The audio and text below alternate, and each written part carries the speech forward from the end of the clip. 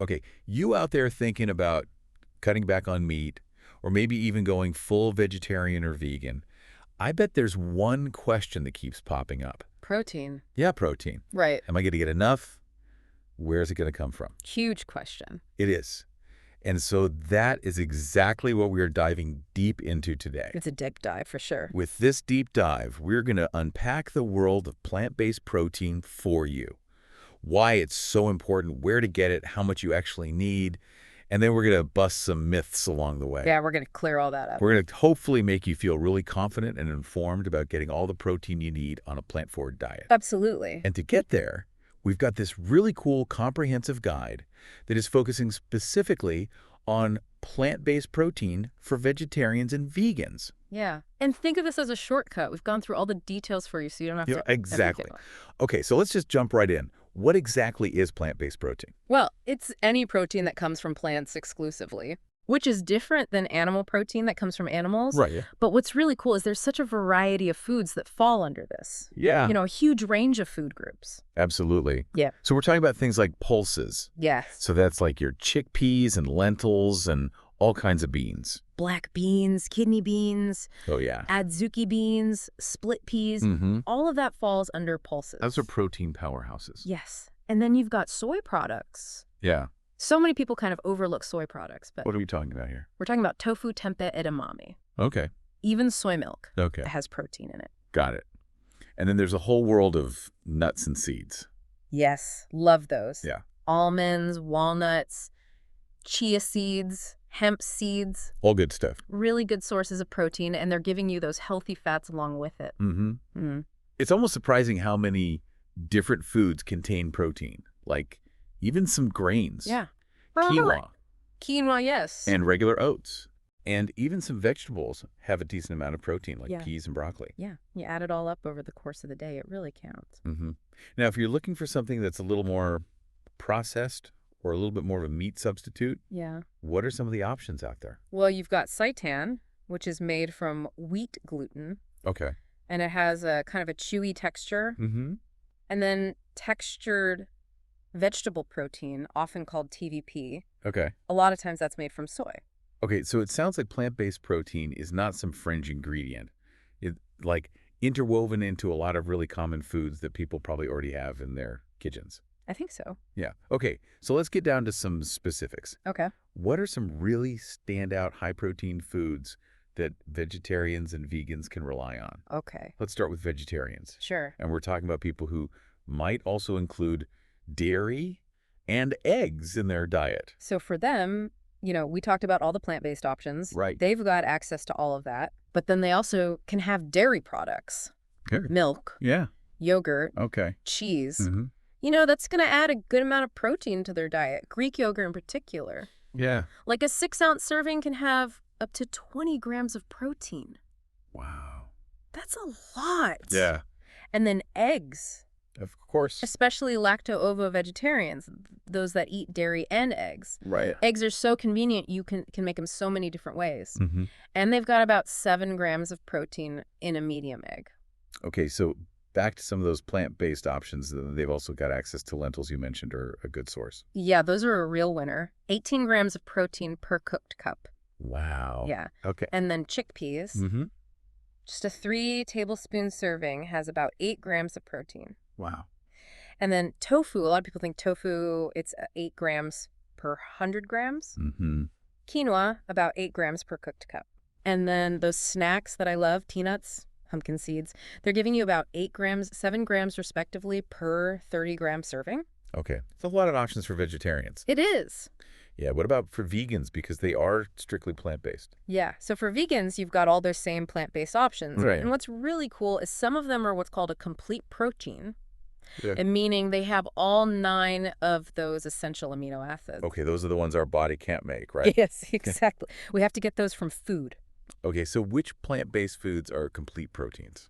So you've got soy, quinoa, buckwheat, amaranth, hemp seeds, chia seeds, and even nutritional yeast. Nutritional yeast. So that's that cheesy tasting stuff that a lot of vegans use. Yes, exactly.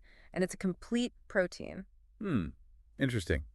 Okay, so let's talk a little bit more about those essential amino acids. Okay. Why are they so important? Well, they're the building blocks of protein. Okay. And protein does so many things in our bodies. Mm. It's involved in building and repairing tissues, making enzymes and hormones, transporting nutrients.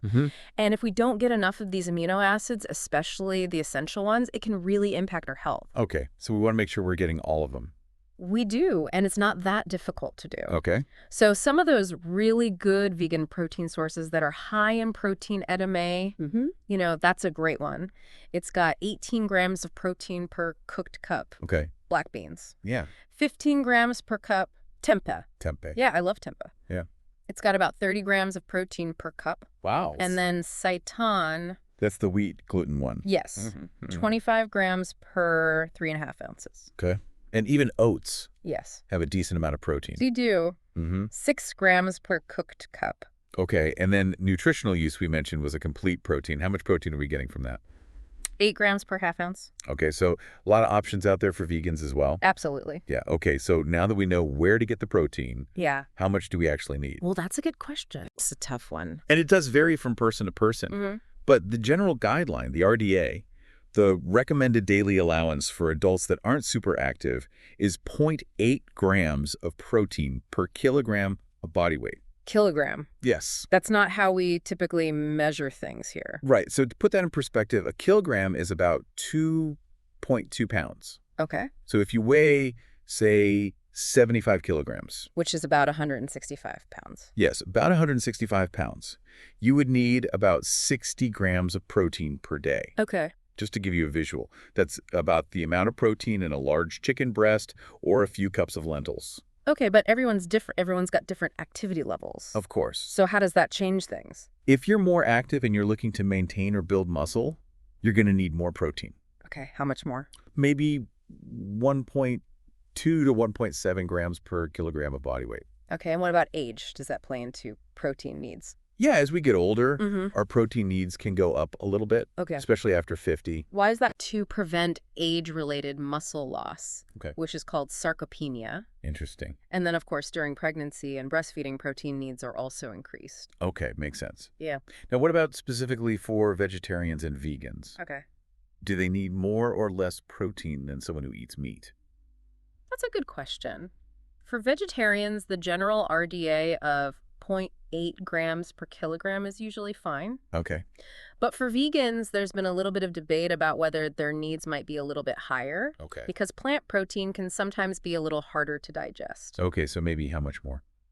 Some experts suggest maybe up to 1 gram per kilogram of body weight. Okay. But the key is if you're eating a well-planned vegan diet and you're meeting your calorie needs, you're probably getting enough protein. And this is all laid out really clearly in the guide we're looking at, right? It is. There's a great table Yeah. that shows the protein content of so many common vegetarian and vegan foods. And you can really see that you can get plenty of protein from plant-based foods. Oh, yeah. Okay, so it sounds like it's totally possible to meet your protein needs on a plant-based diet. It is. But what are some practical strategies that our listeners can use to make sure they're hitting those targets every day? So the big thing is to just focus on eating whole, minimally processed plant foods as much as possible. Right. They're going to be full of protein and all the other nutrients you need. Okay. Fiber, vitamins, minerals. Yeah. And also make sure you're including protein in every meal and snack. Yes. Yeah. So what would that look like in real life? So for breakfast, Yeah. you could add some nuts and seeds to your oatmeal. Okay. Or have a tofu scramble for lunch. Yeah. You could throw some chickpeas or lentils in a salad. Okay. Or have lentil soup at dinner. Make tofu or tempeh the star of your meal. Yeah. And then for snacks, you could have a handful of almonds or pumpkin seeds. Right. Or maybe some peanut butter on whole grain crackers. Or a bowl of edamame. I love edamame. Me too. Yeah. Okay, those are all good ideas. Now, what about if someone is looking for something quick and convenient, or maybe they need a little boost after a workout? Plant-based protein powders. Yeah. Those are a great option. You can throw them in smoothies. Yeah. Or just mix them with water or plant milk. What about making these plant-based proteins taste good? Oh, yeah, that's important. Yeah. So use herbs and spices. Experiment with different cooking methods. Okay. Roasting, grilling, stir-frying, all of that. Yeah. And if you're new to this whole plant-based thing, don't try to do it all at once. Yeah, take it slow. Make gradual changes. Right. So that it's sustainable. Yeah, that makes a lot of sense. Okay, so we talked about complete proteins and essential amino acids. Mm-hmm. Do we need to combine them at every meal? No, Okay. that's kind of an outdated idea. Okay. Just eat a variety of protein sources throughout the day, Okay. and you'll be fine. Yeah. And, check those food labels. Always good advice. Always. And if you have any concerns or you want more personalized advice, talk to a registered dietitian Yeah. who specializes in plant-based eating.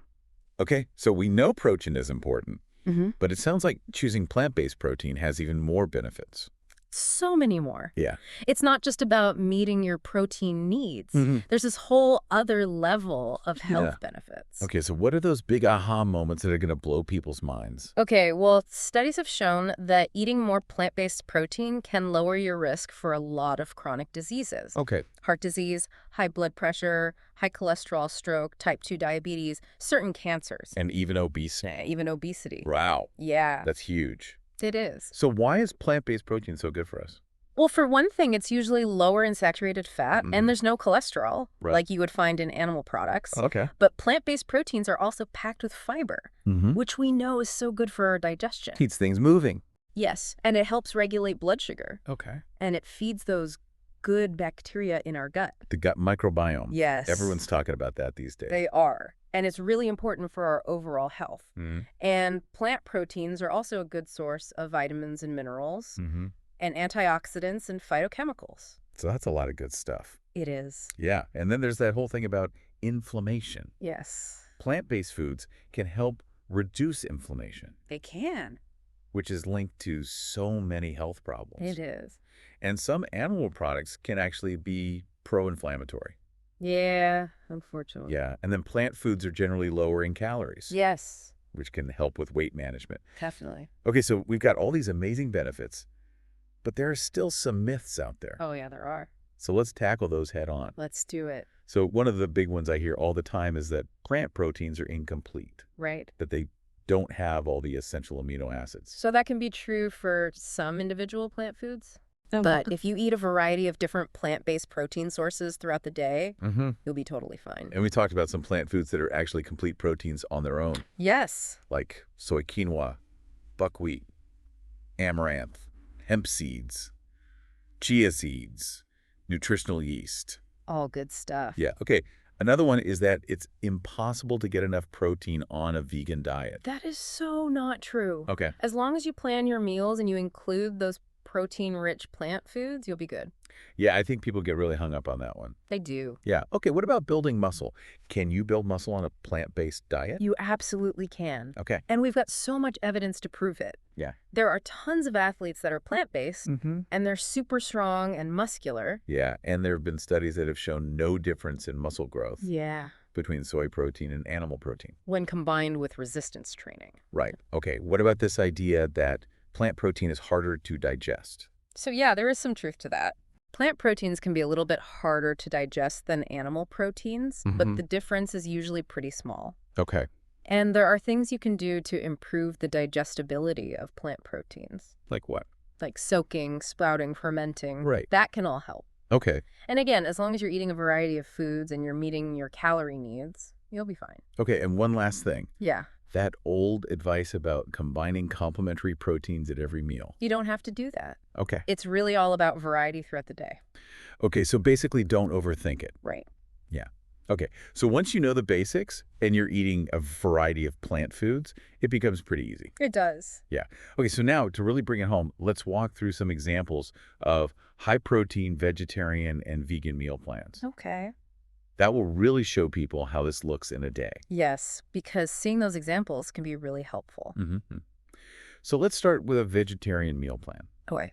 What might a high-protein vegetarian day look like? Okay, so for day one, let's start with breakfast. Yeah. Oatmeal made with dairy or soy milk, topped with some almonds, chia seeds, and some berries. Okay, so how much protein are we talking? That could be anywhere from 15 to 20 grams of protein. Okay. And then for lunch, Yeah. a big salad with quinoa, chickpeas, crumbled feta cheese, lots of veggies, Okay. another 15 to 20 grams there. Okay. And then for dinner, lentil soup with a slice of whole grain bread and a side of Greek yogurt, maybe 20 to 25 grams of protein there. Wow. Yeah, and then for snacks, Yeah. you could have a hard-boiled egg Okay. and a handful of walnuts. Okay, that sounds delicious, and I feel like I would be full. Oh, yeah. Yeah.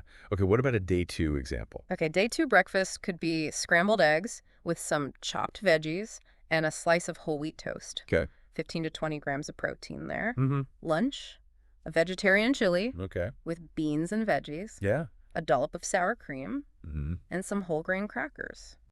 That's another 15 to 20 grams. Mm-hmm. Dinner, a veggie burger on a whole wheat bun with hummus and a side salad. Okay. That's about 15 grams. Mm-hmm. And then for snacks, a serving of cottage cheese Okay. and a small apple. Okay, so again, we're getting protein from all these different sources throughout the day. Exactly. Yeah, okay. What about for a vegan? What would a high-protein vegan day look like? So for day 1, let's do a smoothie for breakfast. Okay. Plant-based protein powder, soy milk, banana spinach. Okay, that sounds delicious. It is. And how much protein? That's a quick and easy 20 to 25 grams of protein. Okay. Lunch, Mm-hmm. lentil and vegetable curry served with brown rice. Ooh, that sounds good. It is. What protein are we getting there? 15 to 20 grams. Okay. And then dinner, a stir fry with tofu or tempeh Mm-hmm. and lots of veggies. Yeah. With a soy ginger sauce Okay. served over quinoa. Okay, so we're really loading up on protein. We are about 20 to 25 grams there. Wow. And then snacks. Some pumpkin seeds and edamame. Yeah. Okay, what about a vegan day 2? Okay, day 2, let's start with a tofu scramble. Okay. Black beans corn salsa in a warm corn tortilla. Ooh. Yes, 15 to 20 grams of protein there. Okay. And then for lunch, Mm-hmm. a chickpea salad sandwich on whole wheat bread, Okay. 15 grams of protein. Mm. And then for dinner, black bean burgers on whole wheat buns Oh, yeah? with all the toppings. Yeah. And a side of sweet potato fries. Okay. 15 to 20 grams of protein there. Mm. And then snacks, Mhm. some hummus with carrots and cucumbers. Okay.